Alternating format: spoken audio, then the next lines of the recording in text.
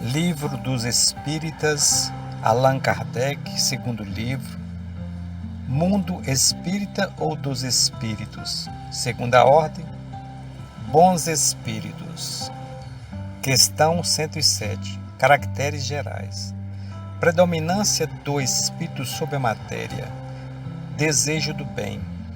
Suas qualidades e seu poder em fazer o bem estão em razão com o adiantamento que alcança. Uns têm a ciência, os outros a sabedoria e a bondade. Os mais avançados reúnem o saber às qualidades morais.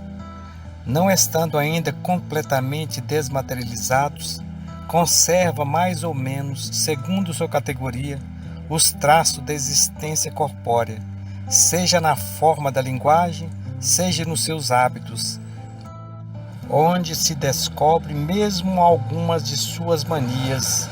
De outro modo, seriam espíritos perfeitos. Compreende Deus e o infinito e já desfrutam da felicidade dos bons. São venturosos pelo bem que fazem e pelo mal que impedem. O amor que os une é para eles a fonte de uma inefável bondade que não se altera nem pela inveja, nem pelos remorsos, nem por nenhuma das más paixões que faz o tormento dos espíritos imperfeitos. Todavia, todos ainda têm provas a suportar, até que tenham alcançado a perfeição absoluta. Como espíritos, suscitam bons pensamentos, desviam os homens do caminho do mal, protegem na vida aqueles que se tornam dignos disso e neutralizam a influência dos espíritos imperfeitos naqueles que não se comprazem em suportá-la. Quando encarnados, são bons e benevolentes para com os semelhantes. Não são movidos nem pelo orgulho, nem pelo egoísmo, nem pela ambição. Não experimentam nem ódio, nem rancor, nem inveja, nem ciúmes e fazem o bem pelo bem. A esta ordem pertencem os espíritos designados pelas crenças vulgares sob o nome de gênios bons, gênios protetores, espírito do bem. Nas épocas de superstição e ignorância, fizeram deles divindades. Pode-se dividi-los em 4 grupos principais. Questão 108. Quinta classe. Espíritos benevolentes. Sua qualidade denominante é a bondade. Alegram-se em prestar serviço aos homens e os proteger, mas seu saber é limitado. Seu progresso se cumpriu mais no sentido moral do que no sentido intelectual. Questão 109, quarta classe. Espíritos sábios.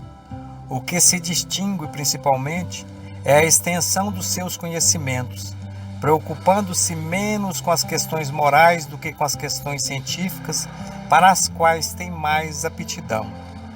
Não encaram a ciência senão do ponto de vista de sua utilidade, e não a mistura com nenhuma das paixões que são próprias dos espíritos perfeitos. Questão 110, terceira classe. Espíritos de sabedoria.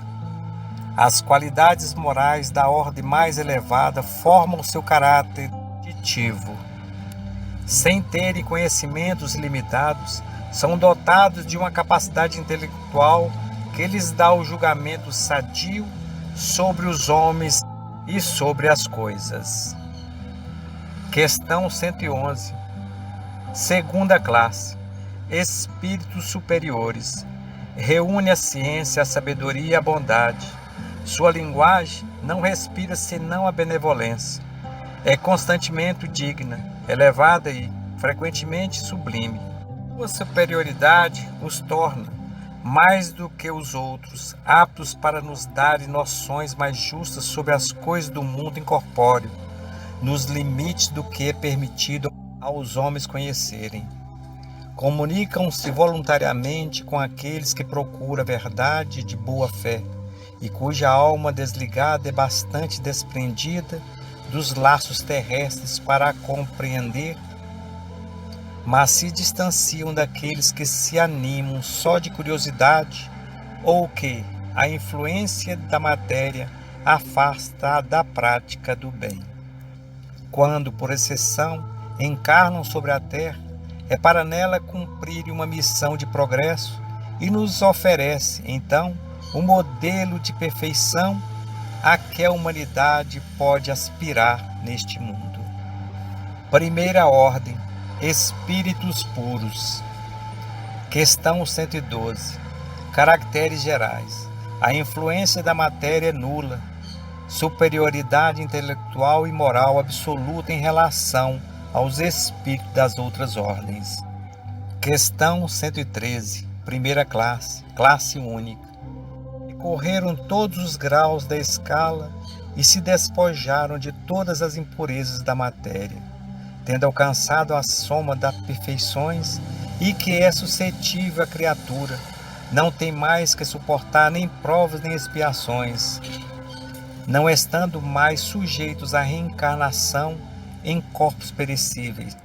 É para eles a vida eterna que realizam no seio de Deus.